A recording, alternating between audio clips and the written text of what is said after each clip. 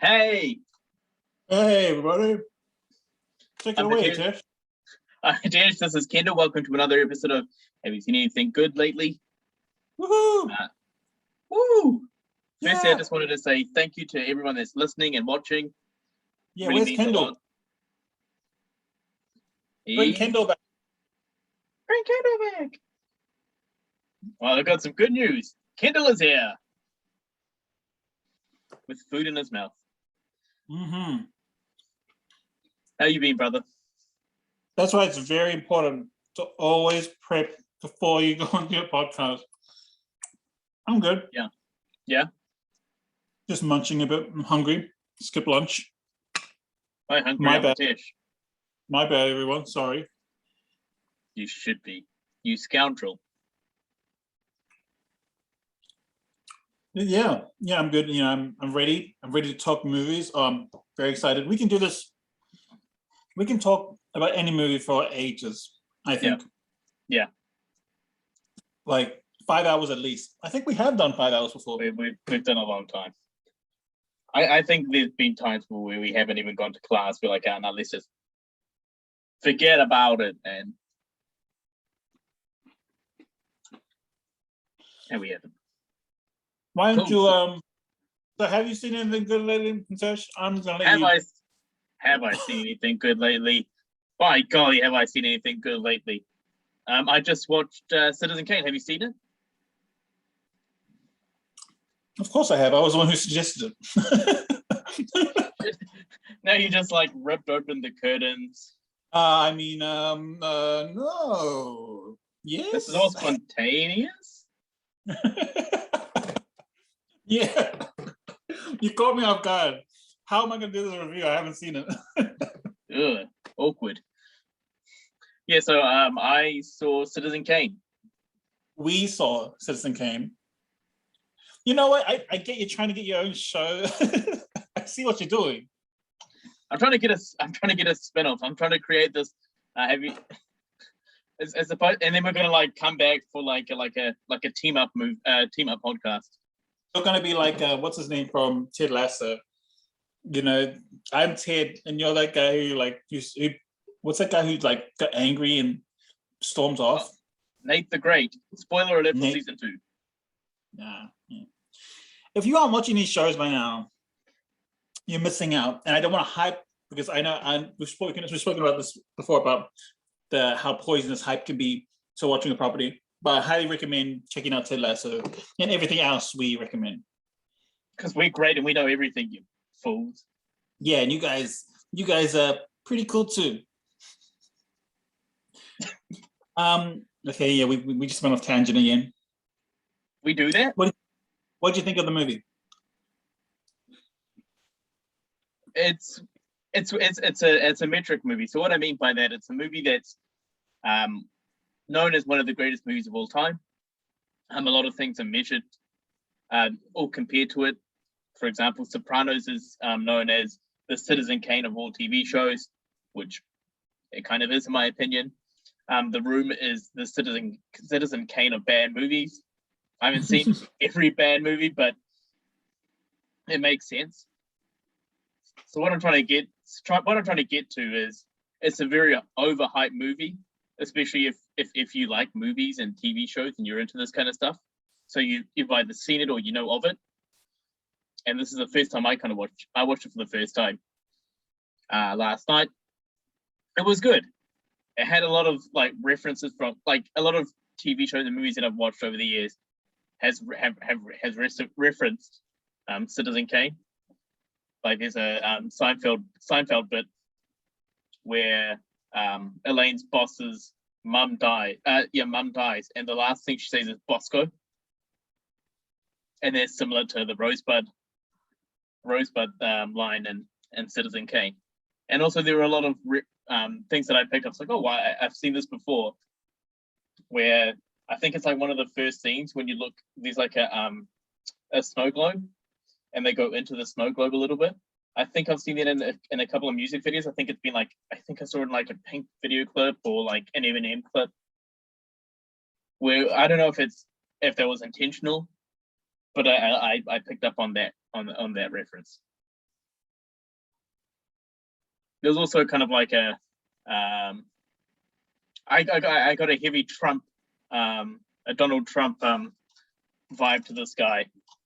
He wasn't exactly like Donald Trump as we know him, but there were some similarities in their whole story. And I think Donald Trump himself has even said this is one of his favorite movies of all time, and he resonates with the main character,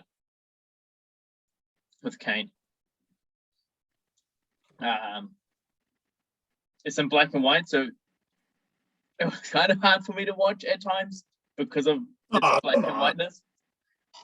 You listen up, because Hitesh is just revealing his prejudices right now. Man, I care about color only.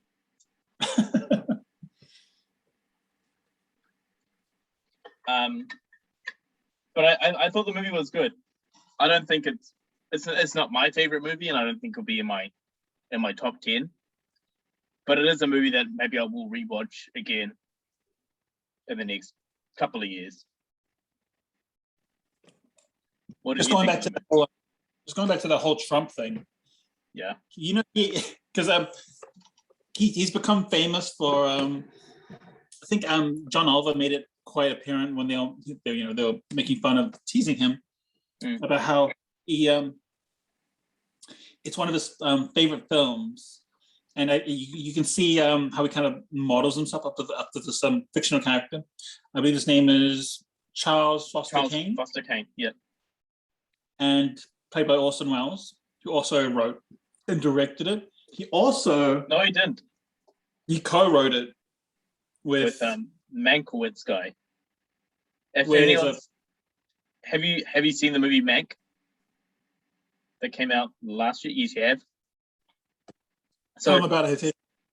So just briefly, Mank is like an inception of. This is like an inception of a film review.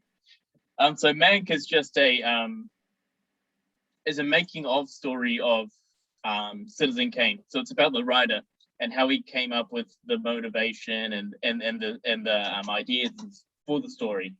What was his name again? Something.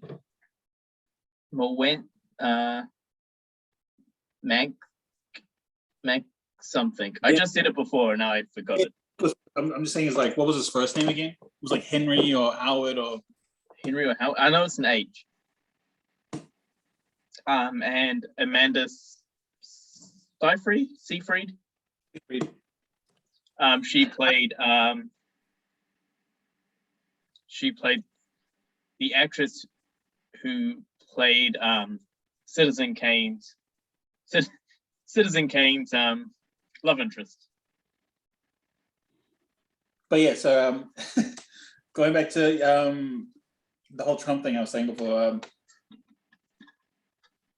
it's, you can see the parallels between these icons, I would say, and they're kind of like you can see why it would be his favorite film. Also, there's kind of it's famous on, I think it was John Oliver show last week tonight, where he made fun of him. Citzen Kane being his favorite film, because there's a popular clip, you can watch it on YouTube, with Donald Trump just trying to give like a brief synopsis or review of why it's his favorite film, and basically he just sounds like he hasn't seen the film, and he's only saying Wikipedia synopsis. Because it's popular, and he doesn't even talk about the synopsis. He just says like, "Oh, it's one of the best films around. Great story, great storyline, great character work." And he's just saying stuff he doesn't really like. It's like almost as if he hasn't seen it. He just says it's popular. He only just says it's his favorite film because it's one of the biggest films in the world, essentially. And he's just like, it's also one of those credible movies, like if you know kind of thing. Yeah, exactly. So like if you've seen it, you're kind of. When he's the film, it's almost as if he's like, either he's never seen the film and he's just jarring or jogging around it, or he's seen the film and he's forgotten everything about it, because he's just saying like reading the title, there was a citizen and his name was Kane. That's his big review. I remember there's a funny clip with him trying to, he's trying to figure out what rosebud meant. Like, what is rosebud? And we were like, it was like, is it the sled? Or was it his childhood innocence that was taken away from him? Yeah. But anyway, enough of the Trump parallels and the Trump joking. Let's get back into the story of it all. Yeah. Wells I think was he 25 when he made this film? He was young. I think he was quite young. Okay, so my opinion of the film, I thought it was pretty great. Like, just those two were pretty great in terms of, I like watching black and white film movies. That's just my side of things. Takeshi does like all the cooler stuff, all the now and current stuff. Where I'm just like, I want to go back and I want to go through the historical stuff. But it was made in the 1930s, I believe. It came out in 1940. It came out in 1941. Right. It's pre Second World War when it went into production. I'm telling you right now, as a black and white film, it's so impressive in the fact that it's it's an old timey period, not even period piece. It was made in the present time it was made, but it's such an old film, and it holds up for me at least. Yeah. It holds up today because I've seen like he's using all these devices and all these cinematic techniques, and you don't see any of that today. When people get given a budget and you don't see any of that, and he's doing everything. He's pulling up you took it there's all the I've read some. Me and Atish, I don't like to see or things that are being overhyped because hype is ruins or influences your opinion. Yeah. So I like to go and I have to admit that I went in fresh minded. I actually was a little bit cynical to the fact that it's already been praised so much. And I've heard every review and stuff like that, and I went in kind of quite cynical and quite fresh-minded. Wasn't expecting anything, and I left pleasantly pleased of how well it stands the test of time. I think it's so good. It's just as good as any film coming out today, which is sad to say. And in 2021, the year now, it's better than most films coming out today. What was another point I was about to say? It stands the test of time. It's just, I think it's a piece of cinematic achievement of what he was able to pull off. Also, at that age he was, and at the time it was made. I'm sorry, what were you going to say? We're going to add to that?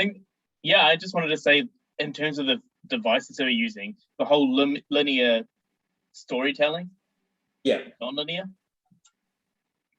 It's interesting because we introduced... Because now we're so used to it, we see it in, different stuff we watch, we see it in, TV shows, movies. But at the time, that would have been a relatively new device. I don't know. I wouldn't say that. I wouldn't, Or maybe it wasn't as common as it is now. As common as at the time.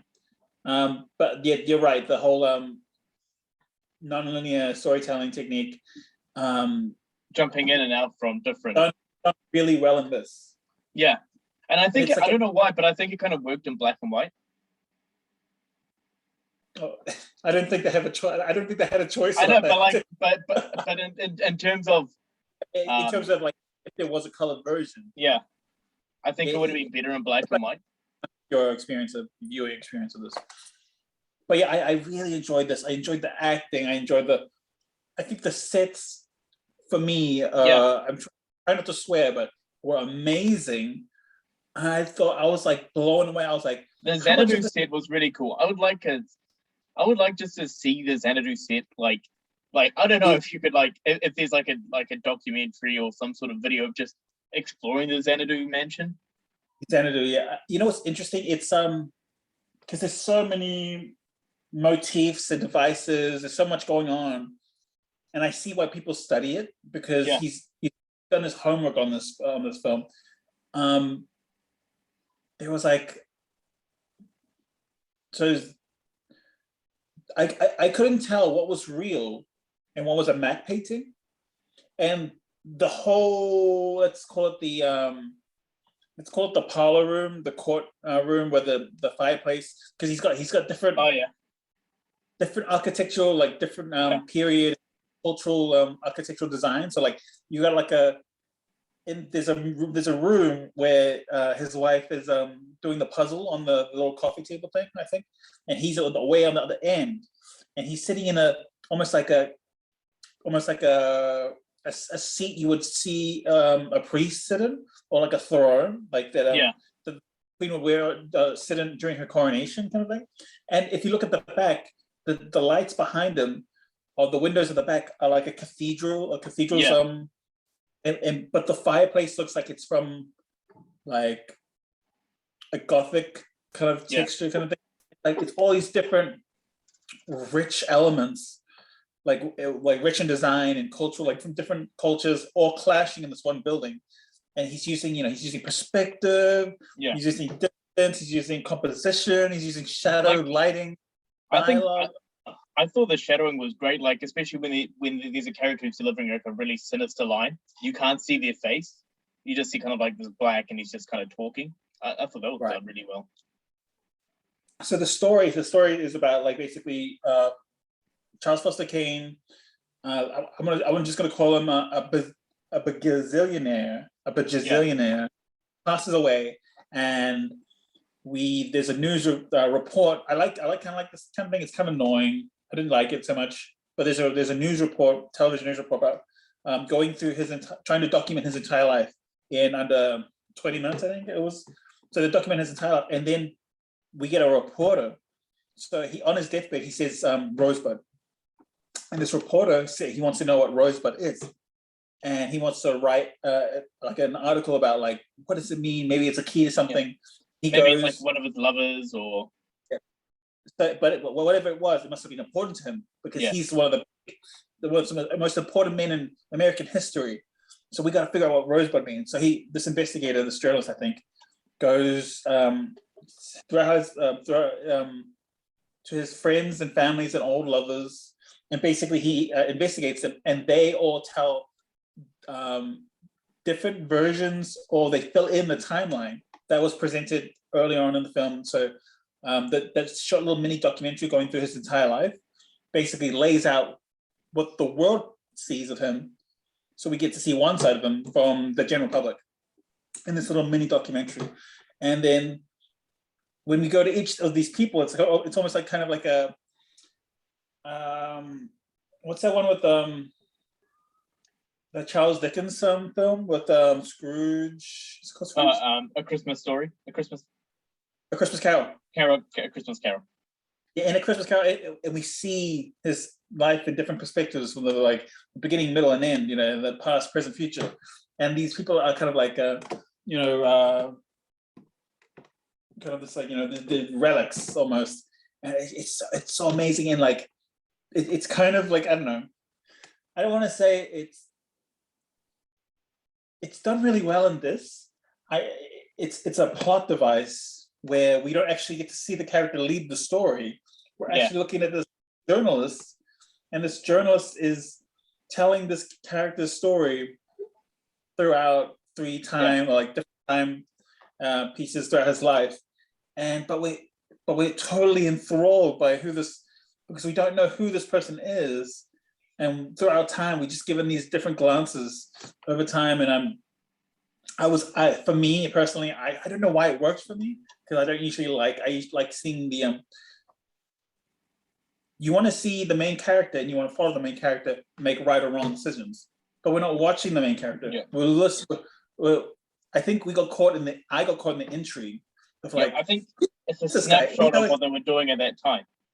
Yeah, and then I just like perspective of another character. I wanted to know more, and this person is like, Charles is like, he's so larger than life, and I was like, it's almost impossible, almost like fictionalized, kind of like mythological man, because they keep on saying things, and the writing is so excellent as well. There's so much wit and quirk going on in the writing, and I was just like, I like his the the cast of characters he surrounds himself with.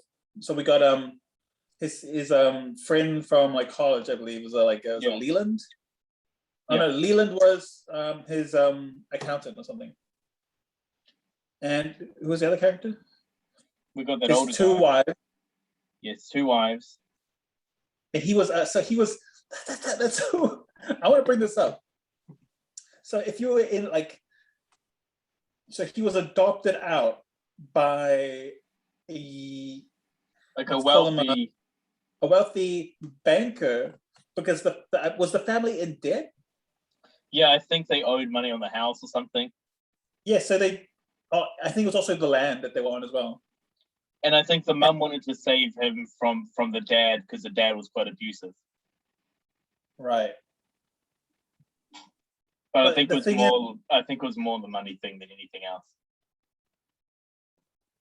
What was weird was so I can't believe they were allowed to do that. Like bankers were allowed to adopt human.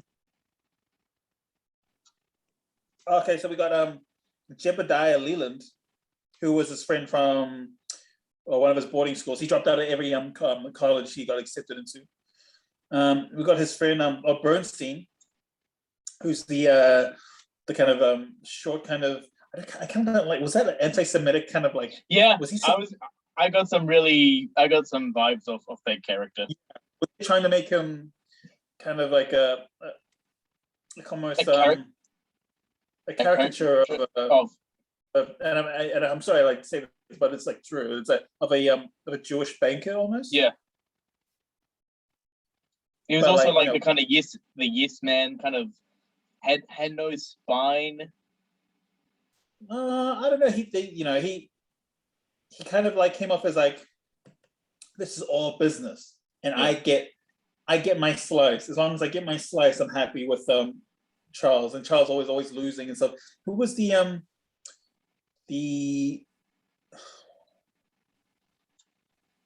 who was the banker that adopted him? I forgot his name, but he was. I can't recall his name. I'm looking for his name here. I really enjoyed the film. Was it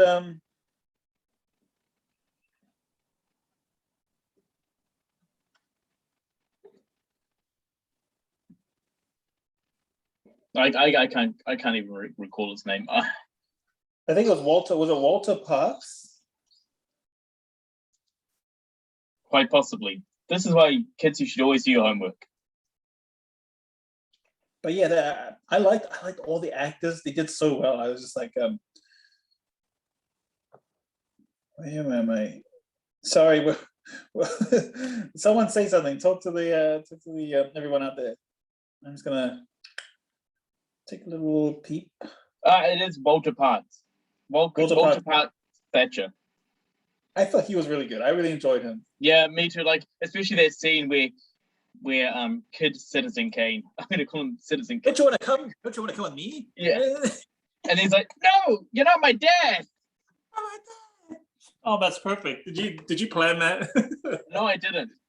It's all improv, baby. It's like jazz, man. It's jazz. You know, it's interesting that you mentioned before that you thought that like the mom was saving the boy from the dad. Yeah. But the dad seemed really keen to keep the boy. Because he's got a punching bag. No, but like in a way, like the dad didn't come off that way at all. He came off as like, no, because there was that scene where he's like, where she says something about the dad, and then like you see like the sad kind of face on Citzen Kane. You mean Charles? I'm gonna call him Citzen Kane. Huh? Oh, you're gonna call him Citzen? Yeah. Okay. So like, Kane. Mr. Kane, we're your parents, daughter, so look after you. Oh my gosh. I already met that, bro. The planet doors off. I don't even know how to do it. I don't know. Well, anyway, there's that scene where he kind of looks a bit sad, and there's like a little. A ruby the size of a tangerine. A ruby the size of a tangerine. Sorry, I'm going off tangent again. Sorry about that. Bruce Wayne, I'm here to save you. I'm Alfred. Oh, hey guys, I'm Alfred. This is my Michael Caine impression. Oh my gosh, you sound like a wiggle. Hey, let's get in my big red car. No. Hey, Dorothy. Hey, dog. That's crazy. It's really cartoony, man. Hey, I can be voicing cartoons. Holy crap, I dude! don't You know need to stop. cartoons. It's I'm gonna do the rest of the podcast like this. Do cartoons still sound like this? No, and for a good reason too. Well, that's disappointing. I'm gonna make my own cartoon, and I'm gonna sound like this. Oh my gosh, dude, you're creeping me out. Ah, Canada, what do you mean? I'm your best friend. Love me, love me. Oh my god, yeah. the creep levels are just being. Oh my gosh! Don't fall asleep at night. Why not? I never sleep. I'm high on energy drinks and sugar. Have you ever tried cocaine, little boy? That was in a deleted scenes of Citzen Kane. Yeah. No, but there's that scene where, as young Citzen Kane was leaving, and she's like, "I'm protecting you from your father," or something like that. And there's like kind of like a little. I'm disagreeing with you. I'm battling you on this. What she says, what she does is she stares out like at the window. She stares out the window. She's got this very very kind of serious look, but very very still trying to remain stoic. You know, there's something going on underneath. And she's just really well acted. But she says that what she says is, and this is the thing that was kind of like interesting, is that she says, I packed his bag a week ago, and I've just been waiting for you to come collect them. And I was like, so she's like, is it because the banker guy says, why aren't you kind of like upset? They're like, you know, the father says, why aren't you fighting? You know, to keep the boy.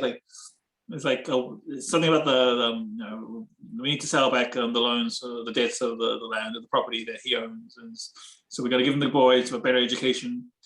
And then he just says, she just like stares outside and says, like I was like expecting this. It's like, well, and she says, well, why aren't you kind of like upset? He's like, I was expecting this, and it's such an interesting thing to say, right? Like, yeah, I packed my son's bags a week ago, and I've just been waiting for you to come. Where have you been? And I was like, kind of like, something is like everyone. What I like about that movie is that everyone has something going on internally within them. Like the father is going through something, the mother is definitely going through something, and everyone is just like that's what makes them kind of real.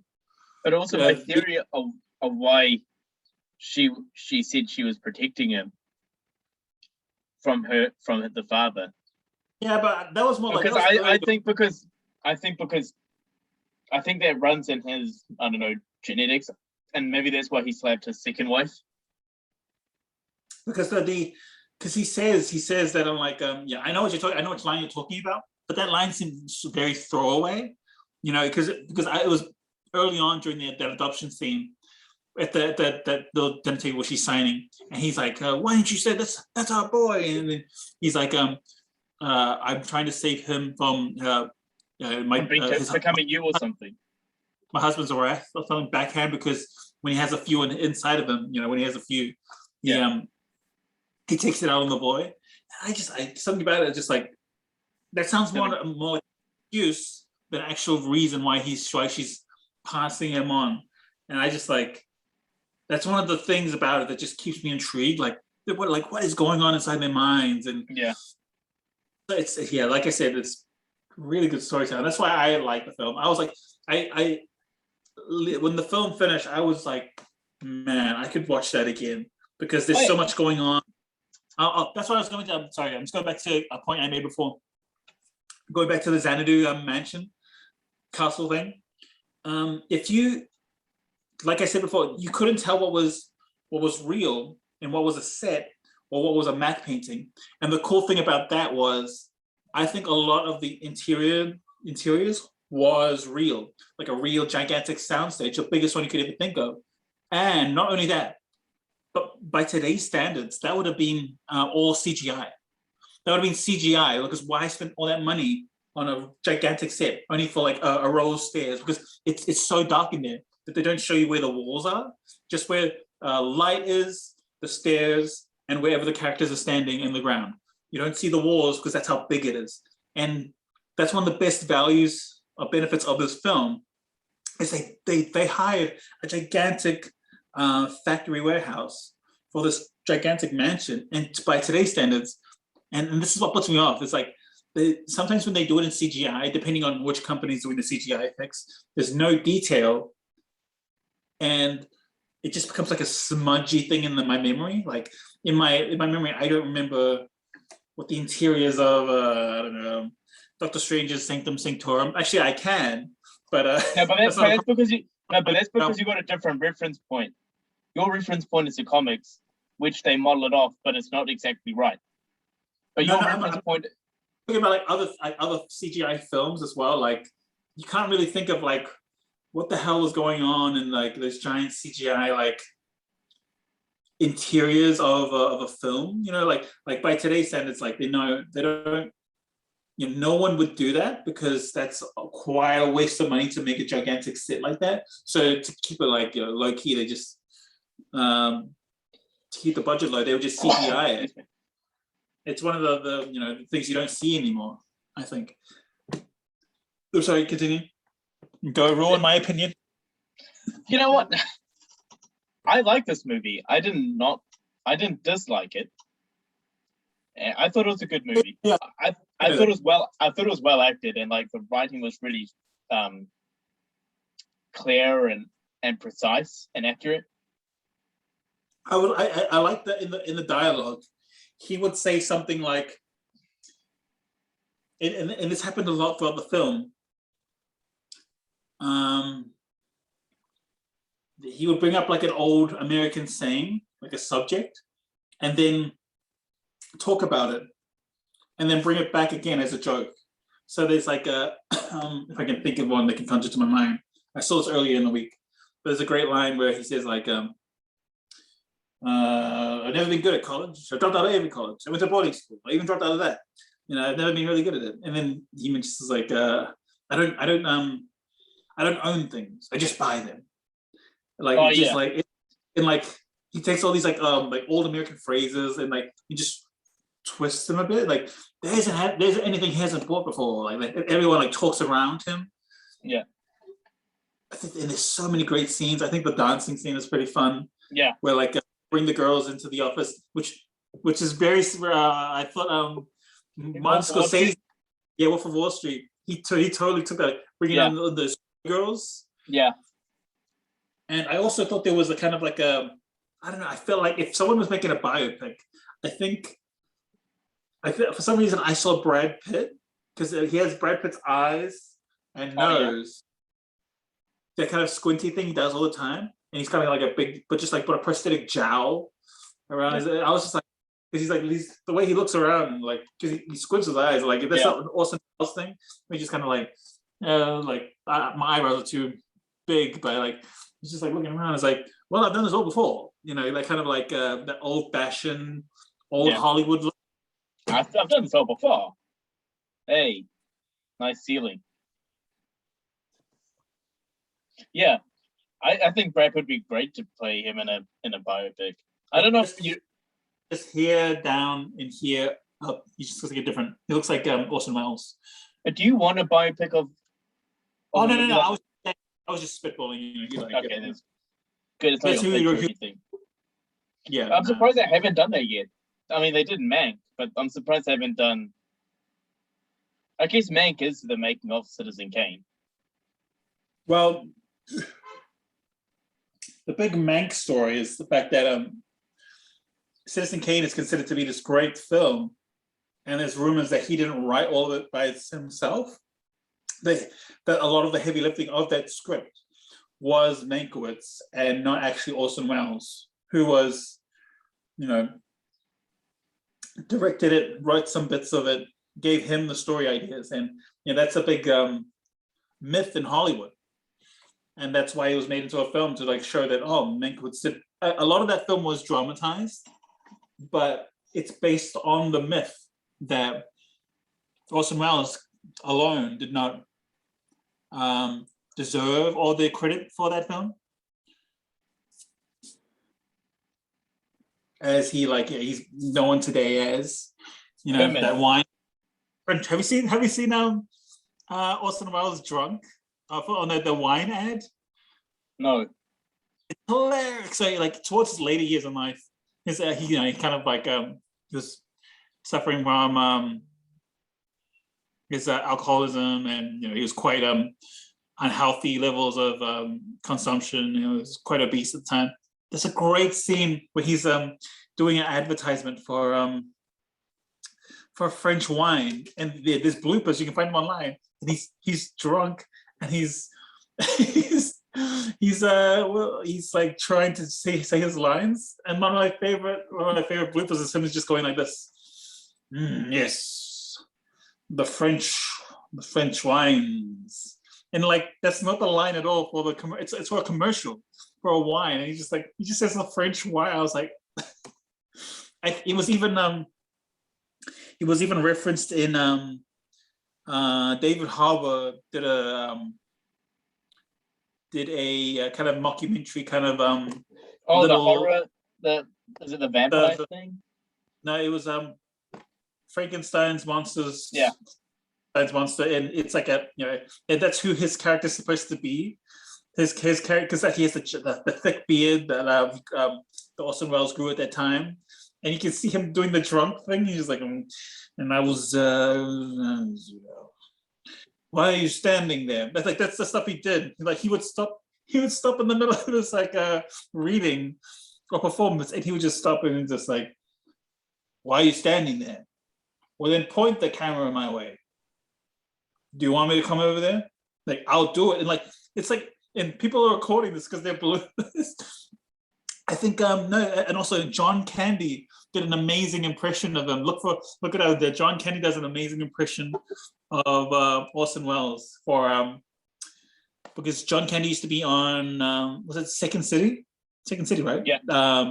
Yeah, he used to be on our show. He was boys with Steve Martin. That's how they did the plane, trains, and automobiles. Is it John Lovitz? Not John Lovitz. Who's that guy? He's on. It's that one about the rich family that lives in a hotel or something. John Levy. He has a famous gay son who wrote the show. Oh. Without a something ditch. Schitt's Creek. Schitt's Creek. What's the dad's name? Eugene Levy, and the son is Dan Levy. Yeah, Eugene was on. He was in Second City with John Candy and all that bunch. And there's a great John. What was it? John? What's his name? John Lovitz? No, something Candy. John Candy. Candy. Yeah. Oh my God. He's look it up. It's him doing an impression of Orson Welles. It's so good. It's so good. He's talking to everyone in the crowd. He's in character. He's Orson Welles. I do magic tricks. While I was here, he's talking to everyone off camera. Well, why didn't you pull forward? Do you want me to do your job for you? Because he's a director. He's yeah. You want me to direct your job for you? Come here. Now move back. It's so good. I was might be going off tangent, but that's that's what we do. That's our thing. Good. So, any final thoughts of Citizen Kane? Blew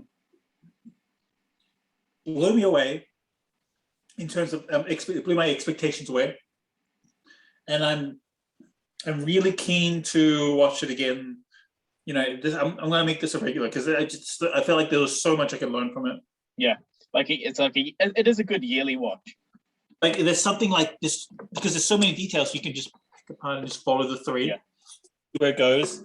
I also want to mention that while I was watching the film, I could see like was it Stephen Knight? Stephen Knight writes and produces Peaky Blinders. I could see a TV version of Citizen Kane. Yeah. Just this, like, we follow this young kid from middle of nowhere become this kind of multi-billionaire. Like a Smallville-esque story. Like a Smallville story. Yeah. But like, we're like, because like he surrounds himself with these larger than life people and his wives, and the stories like it's almost already like Peaky Blinders already, and it's like because he's doing crazy stuff, and then like it's weird because like from a financial standpoint, it doesn't make sense that he's actually gaining any serious wealth, because it seems like he's just losing it all. It's a great joke that he said. He's like, last year I lost $1 million. This year I'll lose $1 million. Next year I'll lose $1 million. So at this rate, I will lose my newspaper in 60 years. Oh yeah, and he said, I was like, and then show he is. He's an old man, and he's like he buys something else. Yeah, that's incredible, man. I'm just like, because I'm watching Succession at the moment, and it's also about like this, billionaire family, and I'm getting real major. Like I'm getting really, these kind of vibes of these wealthy people. I would say that Succession is a successor or ancestral. It's like a modern day, also a modern day adaptation of not obviously the same kind of like a copy and paste, but there's an ancestral bloodline of. There is some sort of there is a link there. You put Kane at the end of their last names in that show, and like it just all makes complete sense because of the madness they all have. Like I want to just quickly tap on the motifs and stuff like that. So the building, I just want to quickly tap on some of the motifs before I leave, before I end my opinion. Xanadu. The name of the building is named after everyone thinks it's Shangri-La or El Dorado. These are mythical places that are unobtainable, and he named his house Xanadu after a place like a heaven, like a place that's unobtainable, that's only heard in myth. And then we go to his house, and it's like a crazy, like it's not real. It's like a piece of fiction. Like everything is just architecturally doesn't make any sense. It's like it reminds me of the Winchester House in California about the woman who because nothing makes sense and it's all jumbled together. But she is wealthy enough to just keep on adding on more, and she comes to her madness. So there's a real life counterpart to what's going on there. So and he's trying. He himself considers himself kind of like a king or an emperor. He's trying to obtain or build himself a kind of a mythical place that he can he's trying to build it, but he can't. You can't make a mythical place into reality, but he's trying to. And it's so mad. He has his own zoo in the mansion. I also want to bring up the fact that there's another one metaphor in there somewhere. He from the beginning on, he has a fascination for statues. And wherever he goes traveling the world, he purchases a statue or a sculpture or a bust. And I think it's because he cannot, these people cannot go away. Yeah. They won't leave him. People will leave him and go away. Like the way his parents sold him out. Yeah. All how he doesn't have he doesn't love his adopted father. Everyone can go away. And then nail on me. frozen in time. And when you go into his house, there's all those statues, and because they can't it's almost like what's called who's that mythological creature who Medusa, when she freezes people and they turn to statues. It's almost like people are all frozen in time, and he wants them to stay, don't go away, and everyone leaves him after a while. He also doesn't he doesn't arrange them in a he's showing them off. He's just they're just kind of there. Yeah, and he kind of know. Yeah, but like don't age on him. Like everyone leaves him, and it's kind of like I don't know. It goes to back to his childhood, kind of like oh well, like it's kind of ambiguous, but like it's kind of if you read the commentary, that's like he's suffering from some kind of like trauma of abandonment. Even as he gets older, that's why he the last words that come to his mind were the last time he was ever happy, which was when he was on a sled, and the sled was named Rosebud because that was the last time he couldn't purchase that sled. That sled was his, and like it was given to him, and everything else in life he bought, like his wife, his friends. When his friends he falls out with him. Yeah, oh my gosh, I was just like this. That's the kind of details I was mentioning about. Like you can just go back and just like follow the story. But yeah, I applaud how well this has stood up this time, and it blew my expectations out the window. Yeah, super keen to watch it again. You? Yeah, I think I'll watch it again. I think it could be like a watch it every couple of years. Yeah. Kind of watch.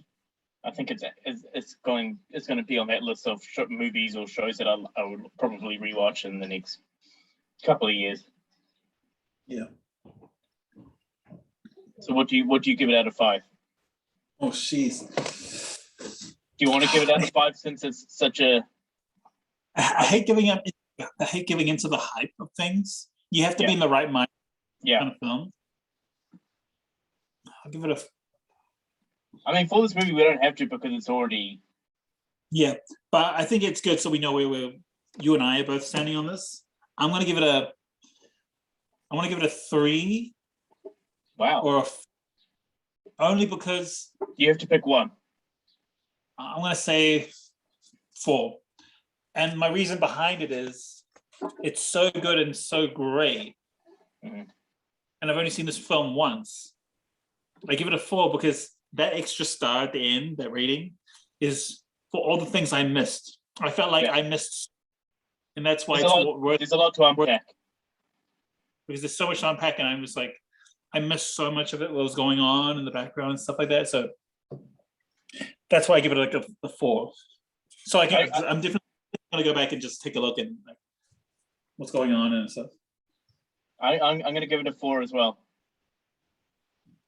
I think it's more the fact that, like you said, there's still so much I need to know about it, and there's a lot to know about this movie. Yeah, I think just over time, maybe it'll go on. Maybe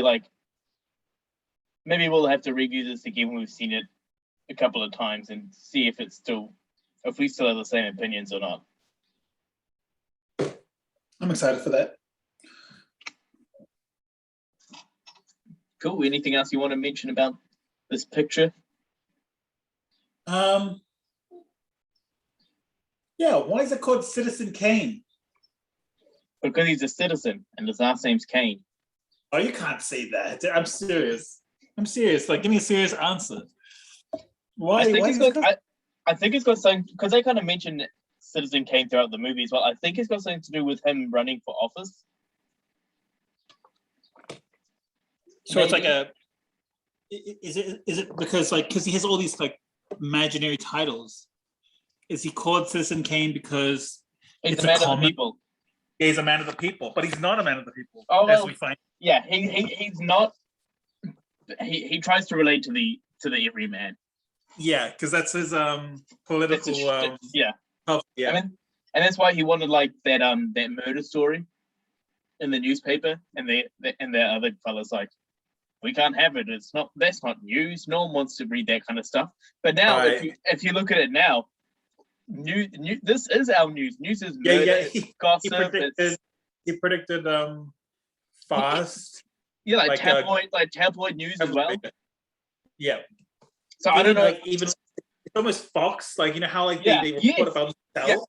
Yeah, they report about themselves, and you're supposed to report the news and not be the news. Yeah. Like they're making news when you're not supposed to be doing that. You're supposed to be like reporting on it. Yeah, you're supposed to be neutral and not leading anything.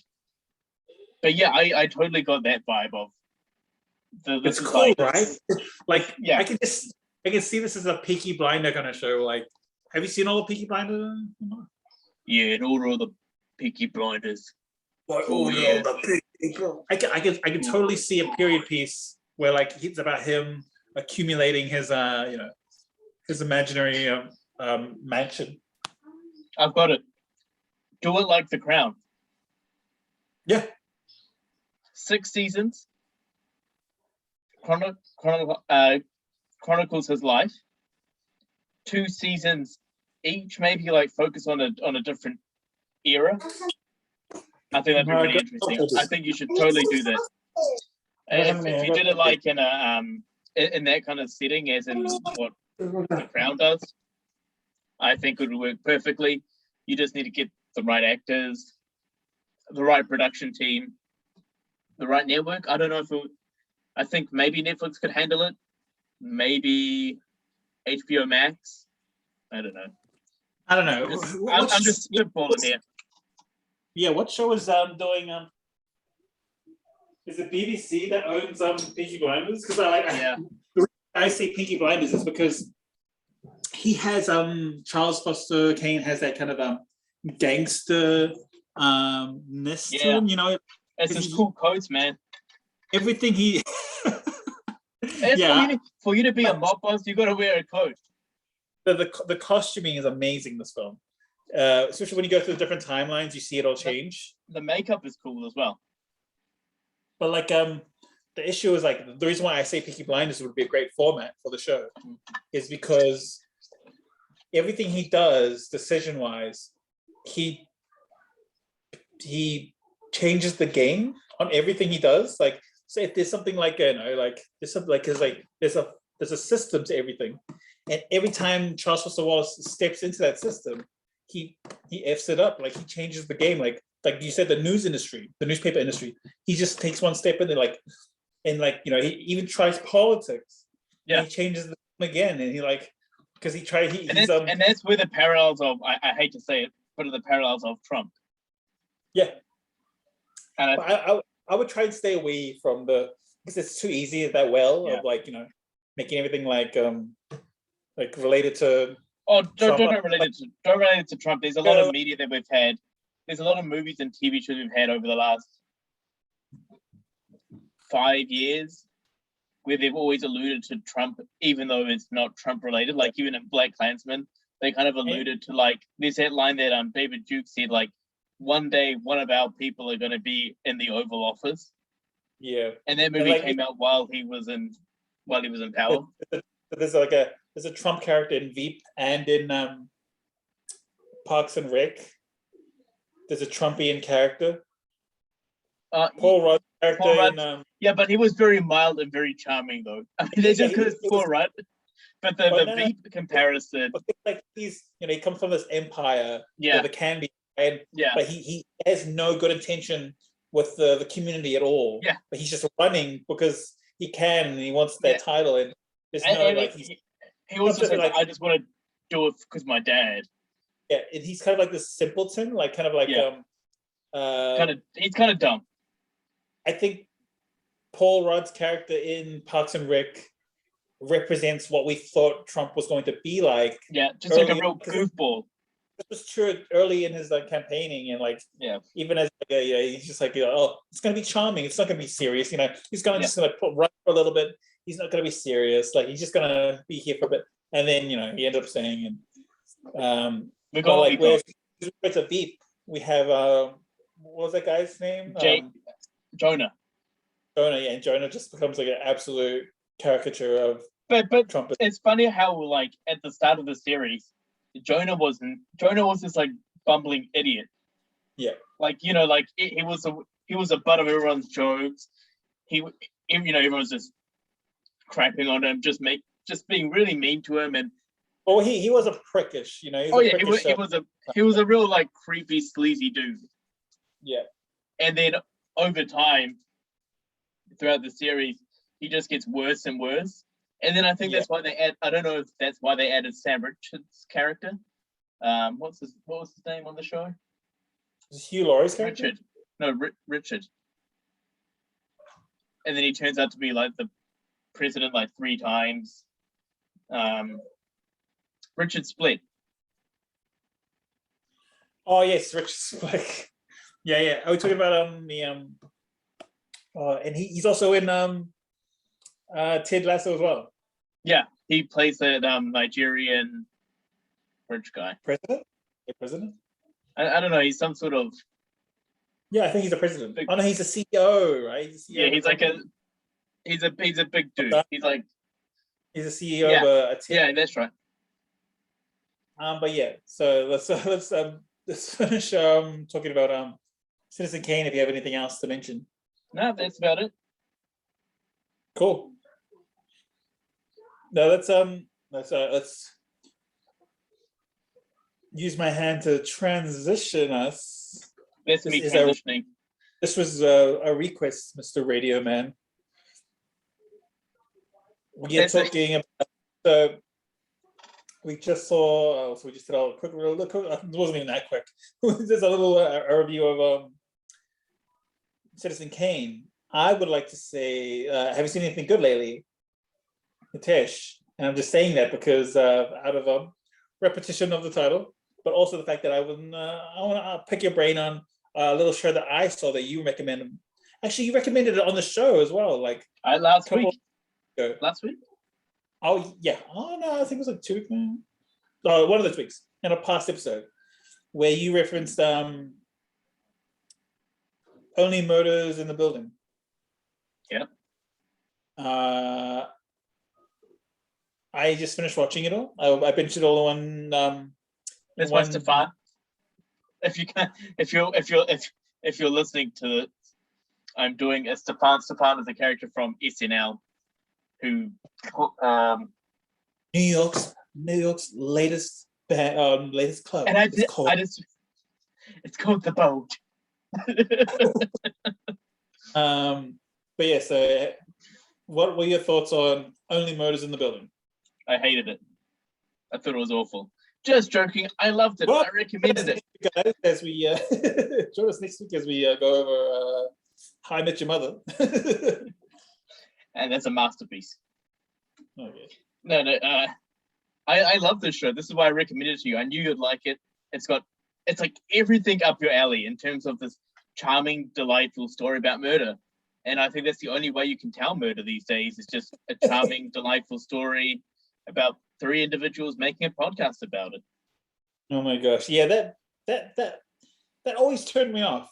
I thought like the premise of them doing a podcast?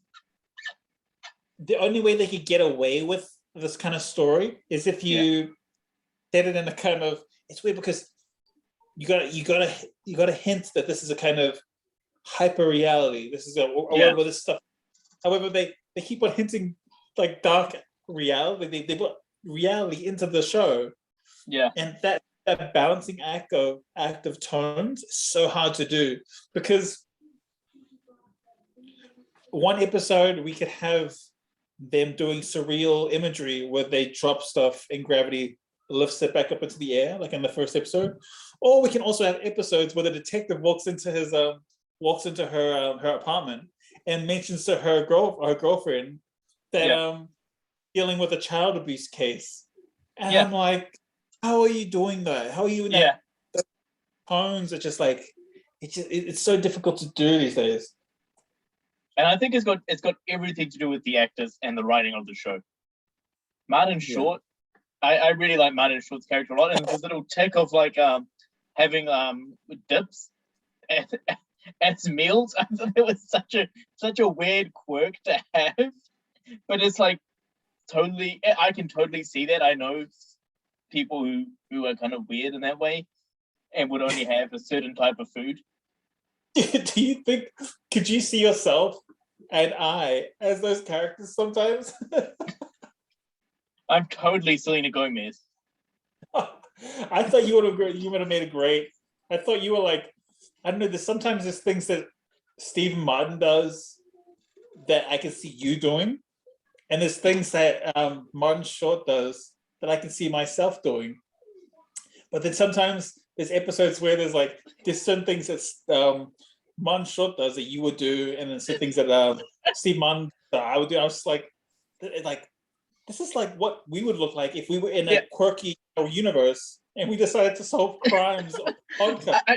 I think the thing is we're cut from that. I'm not saying we're like comedic geniuses. No, yeah. We're far more than that. We're like top tier, like gods quality of comedy. Yeah, we look down on like the greatest comedians, like of this time. Like we look down at Chappelle, like, oh, we're better than you. We look down at Chris Rock, like Will Ferrell, Rachel Dratch, Amy Poehler. We're better than you. Okay, so yeah, so yeah, I felt there was a relatability in terms of like, yeah, he's kind of like quirky, very quirky guy. Like it's a really good writing dialogue, I think, or at least for this type of show where like it's. I think one of the things that benefits the show that isn't gonna be like as publicized as it should have been is that opening title sequence, which we don't see a lot anymore in TV shows. Yeah, because we just see the kind of just the title of the show and like created by. Blah, blah, blah. And then just disappears off the screen, and then but yeah, that opening title sequence sets the tone. Yeah, of the whole series. That the violin charming kind of like that kind of whisks you away into a different world where this stuff can exist, and everyone is kind of a cartoon character sometimes, you know. Everyone is quite real. But like what makes everyone eccentric is the fact that they're in New York, and everyone in New York is like that in real life. Like I've heard stories of people who like real people who live in New York. Everyone has to be like, you know, you have to be tough to be in New York, and that's why everyone's characters are so bombastic. Because it's in New York. I thought there's like I like the you know, they touched on certain serious subjects, like certain like, you know, there's a there, you know, like it's weird that, you know, there's two wealthy white guys and they want to do a podcast about crime. And of course, Selena Gomez is gonna like put their names to like put their like you know, not put them in a place, but like speak truth to power. Just like, oh yeah, of course. You know, in real life, that's what usually, you know, true crime story podcasts are a bunch of these, you know, like it's for a white demographic most of the time. I just like little bits like that. And for people who are like, you know, who are deterred by that kind of stuff, it only happens like, I don't know, a handful of times, and you barely notice it. Yeah. Because you got to keep they try to keep their foot in reality, and they try to keep their foot in that fantasy world where they're like that building they live in is just so kind of like it's like a character. It's in the show where like it's just when you think it's like it's almost a world within itself because it contains everyone. Like Sting shows up in it, like in that was cool. Nathan Lane. Apartment is like bigger than it looks, and like everyone's like, you know. And I like how they don't gloss over the fact that the rent situation of a New Yorker is insane. Like you have to like or you be like megabucks earning to be living in that city. And like, you know, inherited, so like all the people there, like all the usually the predominantly whiter characters are, you know, they purchased those apartments when like some of them were there when they were young, and then we see the younger trying to get these kind of apartments, and you can't because it's so unaffordable, which is currently like that's what we're going through right now here in Auckland. Like the rent is insane right now, and like just the living conditions, like we're going through a housing crisis. Like we can't afford a house. Yeah, whereas our parents at the time are like, back in this, like, you know, I'm gonna buy some roots. But yeah, it's like, but there's like the mystery is intriguing. The characters are fun and eccentric, and it doesn't shy away from darkness. No, I really enjoyed it. I'm actually keen to watch it again. That's how much I enjoyed it. I'm looking forward to season 2 because it got picked up. If you didn't know, I did know because I didn't know. And it's soon. It's like they're considering a drop date of July next year. Wow, that's really quick. They must be filming it now then. No, they so basically the series was actually filmed really early last year, but because of the pandemic, released a little bit later, I think. Okay. So they immediately jumped into it, and they're currently kind of like, now they've got, it's only been, we're watching it now, but they've actually done a lot of work on it already. And so they probably wrote a lot of it during the pandemic then. Yeah, those writers. There's even a comment about the writers who just like they jump straight back into it because I don't know about you, but they've created a need in me to watch. Yeah, because I watch a lot of we've watched a lot of material. I talk about it a lot about how depressing drama can be, about the serious tones of darkness and just it's so depressing the deeper tones of. I think when we watched Midnight Mass, we were both kind of. Exhausted. I enjoyed the supernatural and stuff, but emotionally, it's an exhausting show. Exhausting, yeah. So I struggle with that as well, trying to like balance that kind of diet of emotionally exhausting shows to watch, and this is exactly what I need. Just something just can be lighthearted yet be serious at the same time, touch on dark themes. And I'm just, I'm actually keen to go back in with a show that I think is very similar in close to tone is maybe like, I would say, what was Pushing Daisies? I think I mentioned before, which is made by one of my favorite writers and producers. Can you look up? No, just didn't make Pushing Daisies. Can you look up his name again? It's like it has like a. Yeah, what's his name? Something Fuller?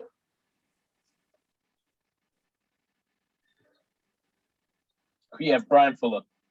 Yeah, Brian Fuller. Yeah, he's one of my favorite. He's one of you've been a fan of this fella for a while. Yeah, ever since I used to watch Pushing Daisies back in back in the high school when they showed reruns, and I just loved his he creates his worlds and everything he puts out I watch. He did He originally began as a writer on Star Trek, I believe. Star Trek: The Next Generation. Full circle. Yeah, and then he did Discovery. And then he also did he tried to get off the ground a 1313 Mockingbird Lane, which was a failed pilot for. Well, I really enjoy it. It's a failed pilot for the Monsters remake. They tried to get off the ground. Was Portia de Rossi in it? It was. She played Lily. Yeah, I remember that was being like there's supposed to be like a big deal series as well, right? What? I remember reading a lot about it. Did I try to get you to watch it at some point? You get me to watch a lot of things. I was obsessed about that. Like it's only like it was supposed to be like a pilot episode. They were supposed to like begin a whole series, but they didn't secure enough funding. Was it a mini movie? Was it a movie or something? Or yeah, they converted a movie and then they converted the pilot into a TV movie, but it's only like an hour long, I think. Okay. Hour and a half, hour 10 minutes. But yeah, it's I really enjoy it, and he for those of you who are Brian Fuller fans, he immediately jumped straight into Hannibal, which has his touch all over it. That printed like that Hannibal, like they exist in a kind of hyper reality, like Only Murders in the Building.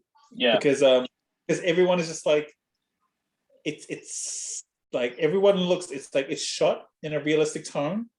However, everyone is dressed weirdly. Like everyone in that world is and like, very stylistic. Yeah, very stylistic. Like very like everyone is in a costume. Like even the people who look regular, like even though like I don't know, homeless person will look like they would like put together, like their outfit was put together, and I love that. I just, so good. I love this world building. But yeah, I would recommend watching Pushing Daisies if you're a fan of anything. If you're looking for anything similar to this. Do you have anything about the Only Murders in the Building? I loved it. I thought the ending was really cool. I won't say too much because we're recommending this to watch, but I thought the ending was cool. There was so many twists. have I seen? Have you seen this like a second time around? I watched the first couple episodes again with my parents because I thought they'd like it, but I haven't watched. They haven't watched the full series, so maybe we'll need to do that. Oh my goodness, such a good show, man. I'm looking for more shows like this. I'm probably gonna say Hannibal as well, maybe. If anyone knows any shows that are similar to any of the shows we mentioned, Only Murders in the Building or Hannibal, please drop a comment. Yeah. Direct, Slack, message us, Instagram us. Go to our Patreon. You go to our Patreon. If you see us in the streets when we're at level 2, yell at us. Don't approach me. He's too famous. I will attack you like Selena Gomez and the landlord. What am I talking about? Who knows? I guess you have to watch the show to find out what I'm referencing. I'll send her the new song that she's got out. What? I thought you were serious. I was like, is that actual like? She should have written some music for the show. I think they all should. Steve Martin on the banjos. Steve Martin. You know what's weird about this show? This is Martin Short at his most tamed performance, I would say. Like there's certain moments where he's like, I'm trying not to say a joke right now. Like I'm trying not to say a joke. Instead, like he's like very like strong, wide gestures. Yeah. You see him wheeling it back in. They didn't use edits. Like they edited all that crap out. That he's just like he's such an eccentric person. Yeah. What do you mean? Like what are you talking about with me? That's really good. Yeah, he always yeah. For those who also don't know, Martin Short also provides the voice of the Cat in the Hat in the children's TV series. Yeah, my niece was watching like 2 years ago, or like last year or something, and I was just watching it with her, and I just like, no way, I could hear Martin Short's voice because it's so iconic. Yeah, he's done since SNL and The Three Amigos. He's just like so good. Like he's just like they're both icons right now in comedy. I've always had an affinity for Steve Martin. I don't know why. You know what? I honestly thought that because I haven't seen a lot of Steve Martin in ages. I actually thought that he was like every time I see him on like specials here and there on SNL, I thought he was like losing his touch because he's kind of, for me, I thought he was out of touch, especially when as interviewed during what was that oh hello interview. There's I thought he was getting out of touch. He's not saying a lot. He's not. I haven't seen him in ages, and then I see him in this, and his like because he like when you hit a certain age, you just kind of slow down. Yeah. And except for Martin Short, which he has just only dialed himself up. But like I watched him in this, and I like Steve Martin has still got it. He's got the time. He's got like the time. I thought his timing would be off in this. Yeah. I thought Steve Martin was going to be the not to be rude, but no, he was going to I thought he was going to be the boring portion of this thing, and like so he's going to be the really straight man. Nope. He does this great he does all these great lines. It's like I can't believe she would do that to us. I'm shook. And he's like, he told me that. I was like, shocked. She told me that. It's like, and it's working so well. The chemistry is amazing. But that line is a what am I looking for? That line just kind of shows his relationship with Selena Gomez's character, right? Who's young and probably says crap like that. So that kind of fresh blood. He was like, it's for us, the younger audiences, to get really into it. Like if it was just Steve Martin, if it was just Steve Martin and Martin Short, I don't think I'd be that interested in. That's one of the special things about this show. On paper, it's insane and difficult to pull off. Yeah.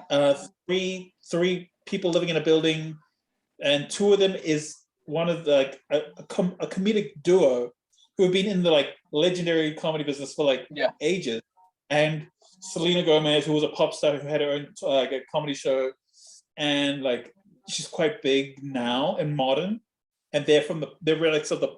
Not to be rude, they are relics and legends of the past. But when you put them in the show, I was like, it works. Like she does all the she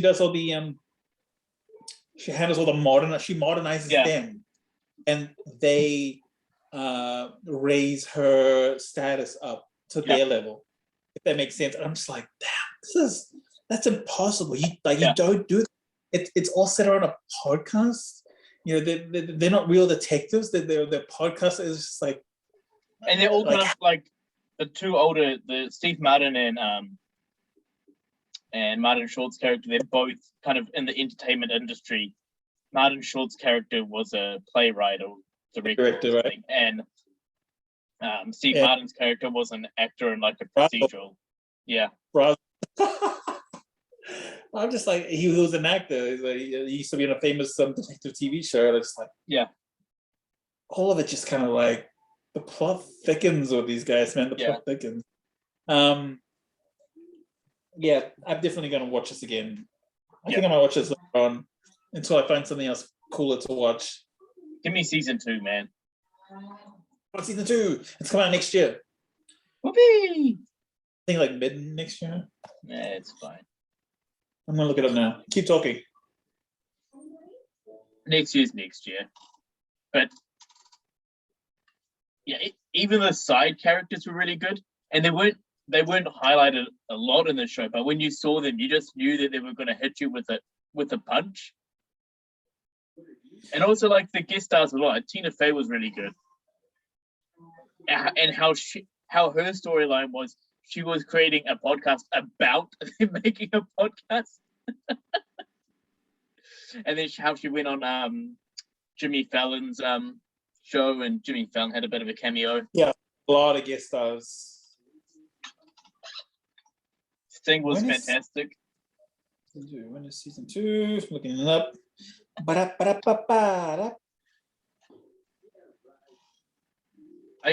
can't talk enough about the show. So Hulu has announced on Twitter a month before season 1 finale that Zoom was giving it this. Okay, we know it's getting a second season, but when is it coming? Probably, I'm gonna say July. That sounds like a good. Yeah, I think it was July when I looked it up. Come on. I think that's... How are they going to do? Because it's called Only Murders in the Building. How are they going to do that? Like, are they going to change the name? Please don't. I hope they go to like different buildings. Like maybe the building is okay. I don't want to say because it's going to be a major spoiler. Oh, it says rumors here. Mid next year. It just says mid 2022. Yeah, it's June, July. I'm gonna say right now, I'm here for it. Give it to me now. I'll wait every month. I'm gonna put that on my calendar, man. I'm so excited. This show has just like, it's my new obsession.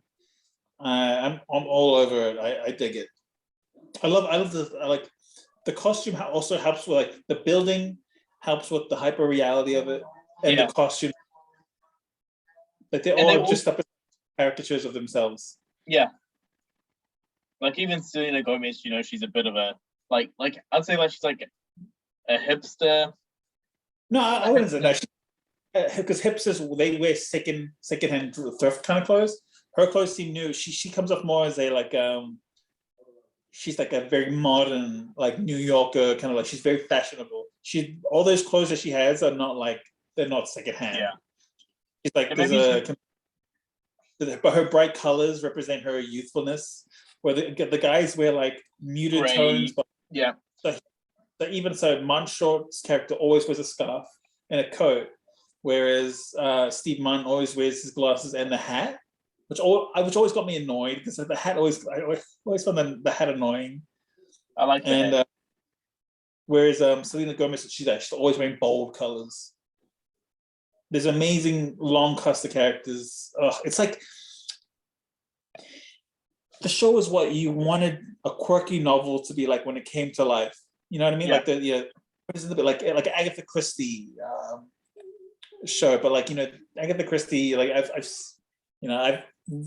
think I've watched like both seasons 1 and 2 of Poirot, and even those shows, they no one does these murder mysteries anymore, because they all fall dry. And no, I think we're getting just so many of them right now. There's no new way to tell the same structure without like compromising the genre itself, in which it's supposed to be. And I think they nailed it with this whole. Oh yeah, every episode. Oh, excuse me. I just really burped. So yeah, like every episode investigates a new person. There's everyone takes turns narrating, which is cool because the narrator is the podcast. Yeah. Oh man. I'm so excited. I like watching this show. Is there anything else you want to say about this? Yeah. I'm infatuated with the show. We would highly recommend it. Watch it, or else.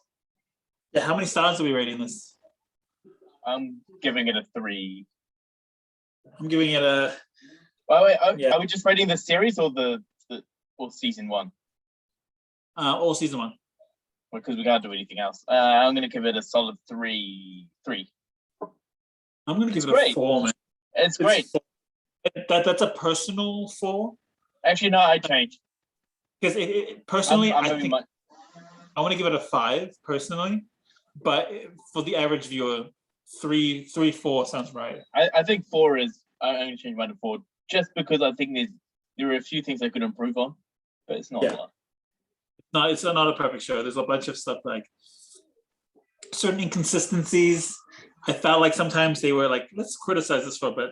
Let me critique. Yeah. I mean, there's like certain bits where like they just kind of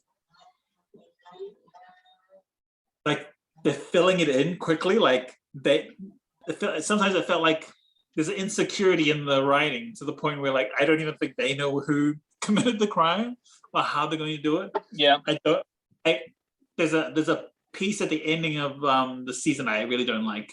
And it's the very last ending scene. Only because I think it makes great cliffhanger. But I like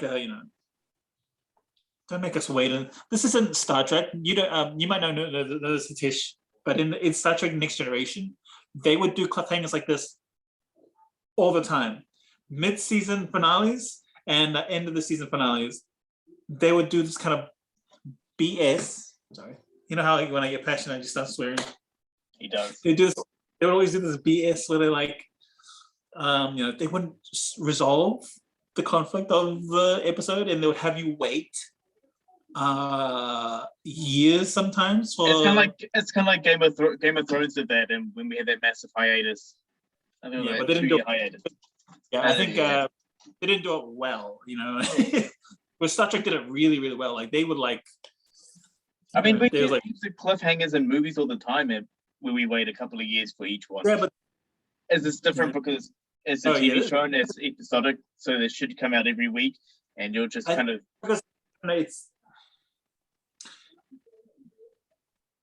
I think there's an overexposure in the fact that in movies, you and I especially, they cliffhang all the time, and it's a movie. You're allowed to do that in movies because they're trying to build something bigger. When you should just focus on the film, the present. We've spoken about this before, and the show is like I think the show is allowed to do that though. The show is allowed to do that because like it's trying to it's part of the genre I think, but it's also it rewards you. Whereas those big production movies these days, like the Snyder Cuts, and what was that movie? Mortal Kombat or Snake Eyes, G.I. Joe Origins, Snake Eyes. These movies are trying to set up something big, like a universe, when you should just beginning, middle, and end. And just then focus on what you've got, and then if it's good enough, people will like it. Come back for that, but don't just like Remember when slasher films used to bring like the hand would come back to life and come out of the grave? That's not world building. That's not like you're just trying to keep the franchise alive, going so you can make more money. But I think, yeah, I suppose this show's allowed to do that. I just, You just didn't like it because you have to wait because you're just an impatient. Yeah, it's a big toddler. baby. Yeah. You? Yeah, I have nothing else to add. You gonna rate it? I did, didn't I? Fine. Oh, no, 4. 4. Danny okay. Rojas. Danny Rojas. Na na na na na na na. Danny Rojas. Rojas. Danny Rojas. Football is death. I wanted to be like, this is like a late Halloween costume, but I wanted to be Ted Lasso for like just, but it was too late. I already had my costume, but I wanted to be Ted Lasso for Halloween. If we can, depending next year, you should be Ted Lasso and I'll be your beard. Coach My Beard. what? I'll be Coach Beard. Yeah, Coach. I think his character is great. Like, oh yeah, that's such a good writing. That's quality good writing. Where like the quiet character has a lot going on. Yeah, and like especially like when like Jamie Tart would walk in, and then he just kind of like rolls his eyes like whenever he has to talk to Jamie, like, because I think Jamie's got a line in the second season where he's like, "I don't know how to talk to you," and he's like, "Likewise," and he just goes back to reading his book. Does he have a lisp in real life? I think I can hear it in his voice. Do you recognize him? No, I don't. I do know that he was on the original commercials, which was where Ted Lasso comes from. Those football commercials. He's from a TV show that we bonded over. No way. Was he in Community? Yeah. Do you know who he played? He was in one episode. Do we really love that episode? I don't know if we literally loved that episode, but he was in an episode. Do you want to ever think about it? Do you want me to tell you? I'll give it a couple of hints. I'll give it a couple of guesses. Okay, so his character was in season. Was he a teacher? No. Was he the father of the baby that was he the pizza delivery guy? No. Good guess though. Was he in the Mafia episode? No. Do you want me to tell you what season? That might help a bit. Yeah. He was in season 3. And you were close with the pizza delivery guy. So I think his character was in 1 or 2 episodes after that episode. I give up. So you know the Annie move episode where they were helping Annie move? Right. Britta and Shirley were in the car together and they picked up a homeless man. and they were singing a song in the car. And Jesus. Jesus of marijuana. Jesus of marijuana. What? He's a Christian boy. Nice. Yeah. And I think at the end that joke, he's like, race mixing, don't you do it. That was him. Jesus doesn't matter. Like, just he's got 2 ideographies, and like it just so happens that demographic is in the car. So he's like, they're trying to get him to join their side, but he's just like, he's both, and then like, I think race mixing is, don't you do it? I've got my next song is race mixing, don't do it. Oh my gosh, man. Wow. Yeah. And like, I think he's always been, because he's always been like a improv guy. So I think he's always been in that realm, in that world. There's like comedy bits. He seems like someone who's like, because when I saw him, I was like, who is this guy? This is a nobody. But when I see his performance comes off as someone who's done this before really well. Like, because like usually my brain is good at picking out people who are just really, really talented, and I'm just like, and they have a very specific look. My brain is really good at picking up those kind of people when I'm like looking at background characters what's what I'm looking for? Character actors. I really like looking at extras as character actors and background characters as character actors. And I was just looking at him and I was just like, this guy doesn't have any noticeable features about him that make him stand out. However, I knew immediately when he started, like, every time he was on screen, this was somebody who knew his way around comedy, because the way he just like poses himself, his jokes was on time. His even he volume had really level. good timing. Yeah, he had really good timing. And I was just like, no, And this guy knows. He's not big and noticeable as I would like him to be, so I see him. But I think that's why he's great though, because he's such a great straight man to Ted Lasso's kind of quirky and wacky kind of persona. So good. All right, is that everything? Yeah, quickly end it here because we can go on. All right, thanks everyone for watching. Don't forget to hit the bell and like and follow us on Instagram and all that other fun stuff. Follow us on SoundCloud. Links in below and all of that fun stuff. Our podcast. Watch us in your dreams. This is a dream. Us in your hearts. Like and subscribe. Comment at the bottom. Goodbye. See ya.